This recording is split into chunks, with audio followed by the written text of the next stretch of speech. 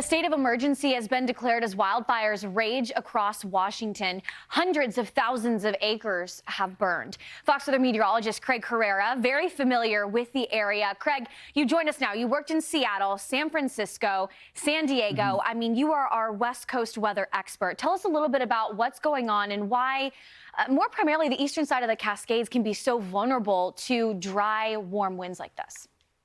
Man, it is tough, Haley. Spokane in northeastern Washington is one of those areas that's surrounded by not only rolling hills and prairies, so you do have some green, but also some very dry areas as well. The eastern side of Washington, east of the Cascades, is a completely different climate from a place like Seattle. When you think of Seattle, you think of rain, right? Well, you get, I don't know, up to 30 inches of rain per year in Seattle. In a place like Spokane, you're lucky to get half of that amount of rain.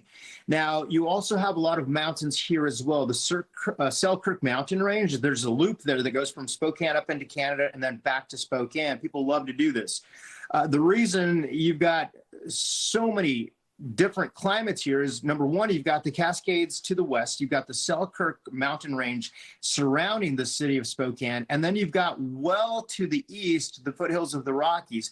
So you're almost in this little bit of a bowl where you've got different types of terrain. The elevation ranges from about 1,600 feet to almost 2,600 feet in elevation.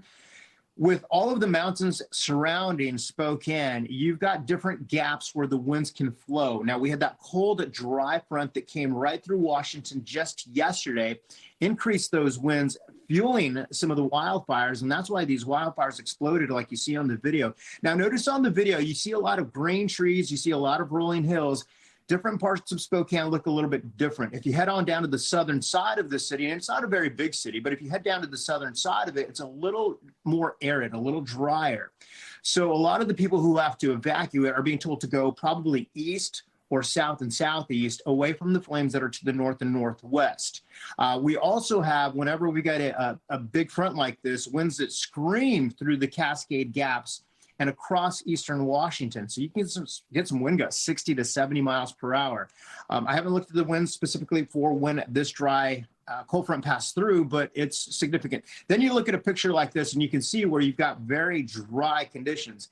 So this is a very unique climate in that you've got rolling hills, you do have some green areas, but you are surrounded by mountains to the east, the north, and the west. And to the north, you've got the Okanagan Highlands. So once the winds switch right through the Okanagan Highlands, you got more in the way of the winds that come off of the mountain range, can sometimes heat and compress, or if they come off the Cascades, same story. So Spokane is in a very unique situation where you've got all types of terrain that are really going to be a bit of a challenge for firefighters. This is the type of situation where all the firefighting efforts, they'll look into the terrain, they forecast the wind, and they try to position themselves in the best place to attack the fires. And that's going to be, in some cases, from the air, some cases from the ground. And you think about it, I mean, you all have been talking about the heat, right? We've been talking about the heat there. These firefighters are carrying weight on their backs, 70 to 80 pounds when they're on the ground, plus they're in the heat trying to fight these fires. When you've got strong winds that are coming through a gap like the Cascades in this situation, or a cold front, it's almost impossible to fight these fires on the ground. It's just too dangerous for the folks. So the main message at that point is get the people out. Get the people in the opposite direction of where the wildfires are burning. And in this case, it'd be closer to the east. I imagine a lot of people will probably try to head to Coeur d'Alene in Idaho. It's another beautiful town in the Pacific Northwest on the eastern side of the Cascades. So Coeur d'Alene is probably one of those places that people will want to go.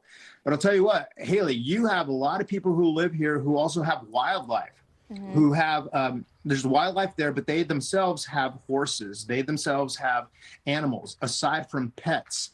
So this would be one of those concerns where the people are, in some cases, how do I get my animal out of here? How do I get my horse out of here? How do I get my pets out of here? So you've got a very complex situation where a lot of people here know that it's been dry. And anytime you get winds like this, it is a concern based on the topography that you are experiencing here. Very unique, and those firefighting efforts are going to be, they'll be looking at specifically which direction do we attack fire from and how do we do it at that point.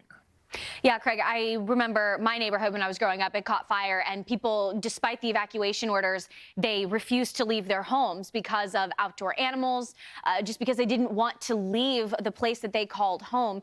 We've been Right. hearing stories that there's potential gridlock that's been happening in Spokane as well. Talk a little bit about potentially the evacuation routes. With this Spokane being a larger community in Washington, Right. larger city, it's probably a little bit easier to get out, but can you speak to potentially just how bad that traffic could have been and some of the routes that they could take? Yeah, I mean, it's tough. You don't have very many highways or interstates here. Basically, you're going to have side roads and, smaller roads, 2 to 4 lane roads in some cases. So trying to get to Coeur d'Alene would probably be the main evacuation route for people in Idaho. There you would have an interstate, but the backup would be significant. But anybody from the smaller communities that surround downtown Spokane are going to have to take commuter roads, 2 lane roads in some cases.